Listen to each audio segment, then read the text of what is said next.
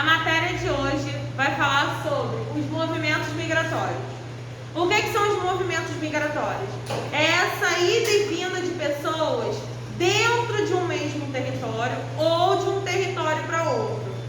Então, dentro desse título, a gente vai estudar os pontos mais importantes do tema, que vai estar lá no livro de vocês também. Então, eu selecionei os pontos mais importantes e coloquei aqui para vocês terem no caderno. Então, eu já começo botando o que é migrar. Gente, migrar é você sair do lugar onde você nasceu para viver em outro.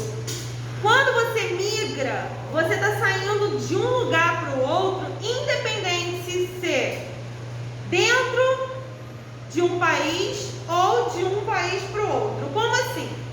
Se eu, por acaso, nasci no Rio de Janeiro e vou morar lá na região Nordeste, vamos escolher aí um lugar. São Paulo. Não. Vamos pensar no Nordeste, porque a gente pensa nas melhores praias. Vamos pensar que a gente vai morar em Fortaleza, pode ser? Pode ser. Então, eu vou morar lá em Fortaleza. A partir do momento em que eu saio do Rio para morar lá, eu estou migrando. Migrei, com M-I, migrar, tá? E a partir da palavra migrar é que você vai acrescentar o E na frente de emigrar, o I na frente de imigrar. Então, qual é a palavra principal? Migrar é o seu radical, é o seu pedacinho principal. É a partir dessa ideia aqui que a gente vai pensar, se você está indo para outro lugar, se você está chegando no lugar que não é seu de origem, se você está indo para outro lugar, para outro local dentro do mesmo território. Então, qual é a primeira definição que vocês têm que gravar? Que migrar é sair do lugar que você nasceu para viver em outro, tá? Aí sim entra nos dois aspectos que a gente viu na aula passada: emigrante e imigrante. É a mesma coisa que emigrar e imigrar. Emigrante, com a letra E no início, é a pessoa que sai da sua terra natal. Então, vamos supor, nasci no Rio de Janeiro, vou morar lá na França. Eu estou emigrando, porque eu estou saindo daqui para ir para lá. Mas eu já cheguei lá, eu já moro lá? Não, eu estou indo. Já o imigrante é aquela pessoa que está num país, mas que não é dela. Ela já está naquele país, mas ela não nasceu lá.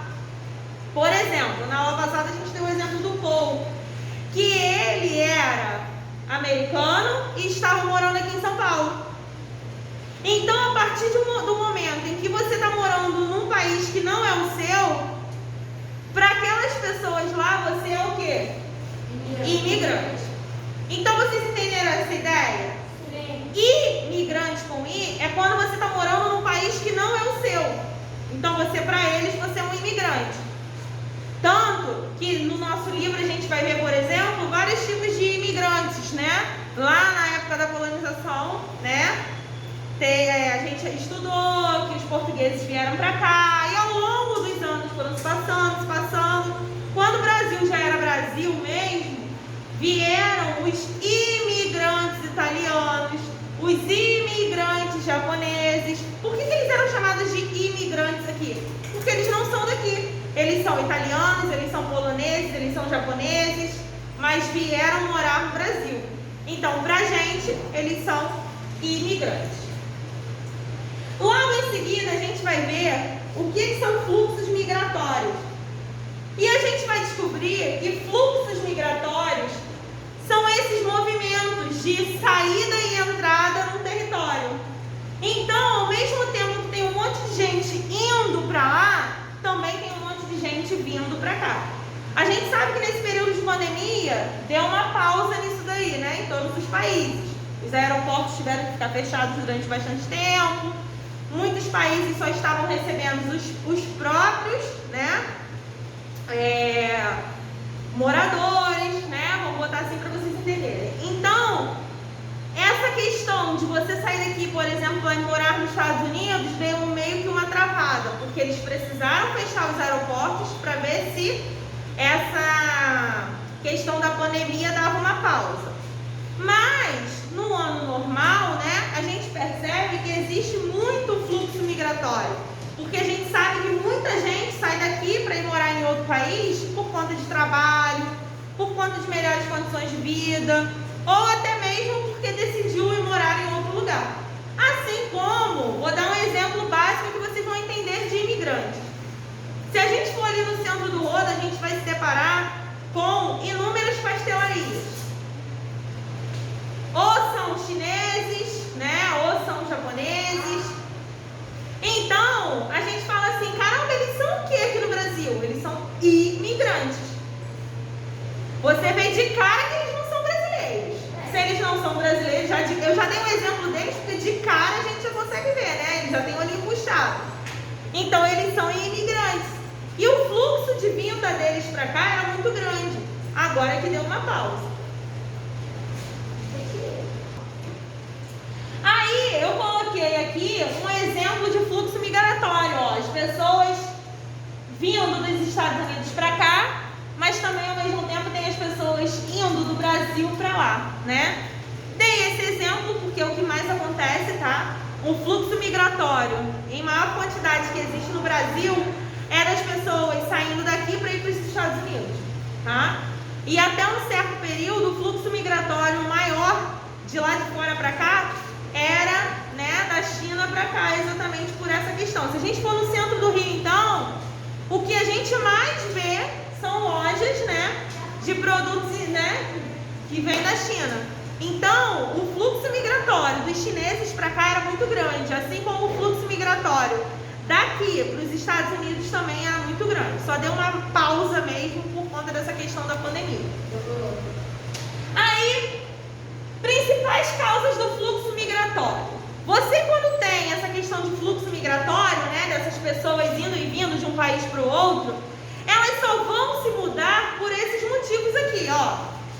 Ou porque estão com dificuldades econômicas, ou por causa de adversidades causadas por fatores naturais, ou por guerras ou perseguições religiosas. Vou explicar. Vamos explicar aqui então. Dificuldades econômicas. Muitas pessoas saem daqui, não sei se vocês já ouviram falar isso, muitas pessoas saem daqui para trabalhar nos Estados Unidos porque lá o salário é melhor. Já ouviram falar isso? Né? A gente vai ver, por exemplo, muitas vezes um trabalho que aqui é desvalorizado, lá nos Estados Unidos eles recebem muito mais. Então já é o primeiro ponto. O segundo ponto são as adversidades causadas por fatores naturais. Existem alguns lugares no planeta que sofrem, por exemplo, com tsunamis, né? Ou tornados.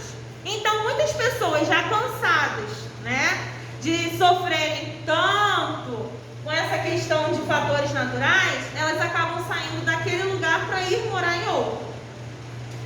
Outro fator que a gente conhece também são as guerras, né? Na Síria, por exemplo, o que mais você vê, né, são os atentados que acontecem lá. As pessoas acabam morrendo por conta daquelas bombas que são lançadas pelos aviões. E por conta dessa guerra, né, muita gente acaba fugindo. Por quê? Porque não quer mais viver naquele lugar. E a gente pensando ainda na Síria, a gente vai ver por esse outro ponto aqui, ó. Muitas pessoas também saem do seu lugar de origem para irem para outro por conta das perseguições religiosas. Que perseguições religiosas são essas? É quando você, por exemplo, segue uma determinada religião, mas no local onde você vive, aquilo ali não é permitido. Você tem que seguir a religião que é determinada pelo governo. Porém, muitas vezes, você não quer seguir aquela religião, você quer seguir a sua religião. Então, você tem duas opções. Ou você foge, que é o que a gente vai ver no próximo ponto ali, ou você morre.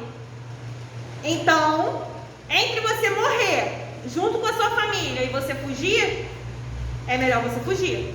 Então, quando a gente pensa nas principais causas do fluxo migratório, você vai sempre pensar nessas 4 causas aqui. Aí na prova eu pergunto assim, quais são as principais causas do fluxo migratório? O que é que vocês vão me dizer? Dificuldades econômicas, adversidades causadas por fatores naturais, guerras e perseguições religiosas. Todas vez, muita gente tem dúvida nessa daqui, ó. Toda vez que você vê esse daqui que é o maior, é só você pensar nos desastres naturais, tá? É você pensar no tsunami, é você pensar no tornado. Quer ver? Muitas vezes vocês ouvem, já ouviram falar, eu acho, né? Lá na Flórida tem muito furacão.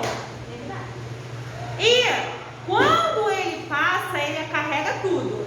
Aí muitas vezes perguntam assim, mas professora, por que carrega tudo? Primeiro porque o tornado, o furacão, né?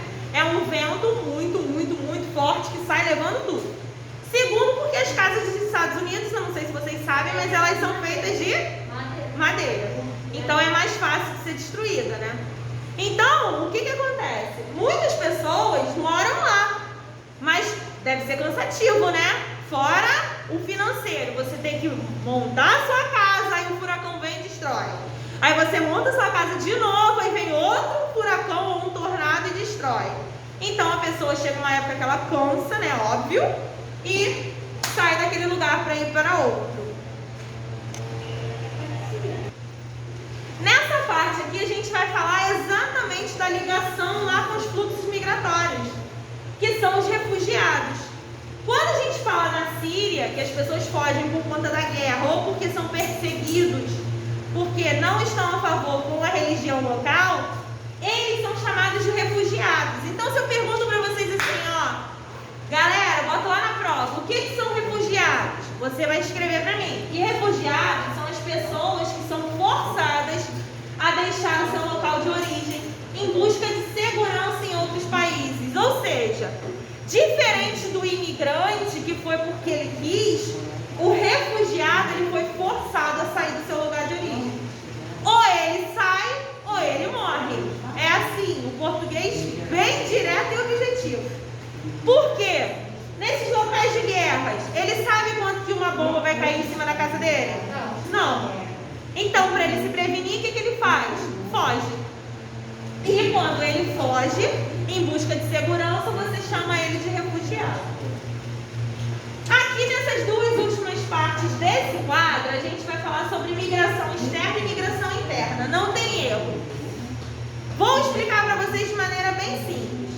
Interno é o que é dentro, externo é o que é fora.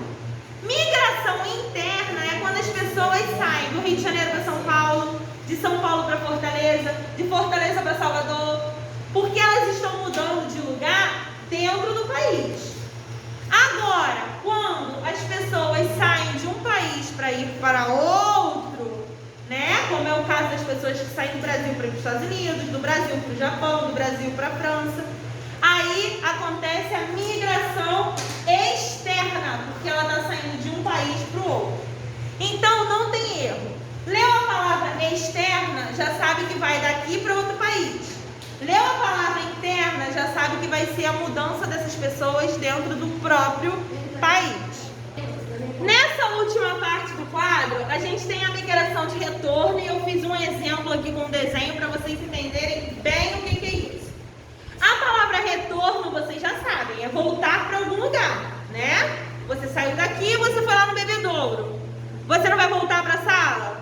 Você está fazendo um retorno, você está retornando de um lugar que você saiu. A migração de retorno é exatamente isso. É você ir para outro lugar, mas aí você não quer mais ficar lá, você volta para o seu lugar de origem. Então, por exemplo, eu moro no Rio de Janeiro, decidi que eu vou morar lá nos Emirados Árabes. Não quero mais morar lá, vou voltar para o Rio de Janeiro. O que eu fiz? Migração de retorno. Eu saí do lugar onde eu morava, mas eu voltei depois de um tempo. Aí eu dei um exemplo aqui, ó. O ano era 2012. Paulo sai do Brasil e vai morar nos Estados Unidos. Porém, em 2020, ele sai dos Estados Unidos e vem morar no Brasil novamente. O que ele fez? Ele fez o quê? A migração de retorno. Ele saiu daqui e foi para lá. Porém, depois ele voltou de lá para cá. Ou seja, ele teve, ó, olha aqui, como se fosse um reloginho. Ele retornou Beleza? O conteúdo de hoje é tranquilo, né? Então agora, vamos à obra.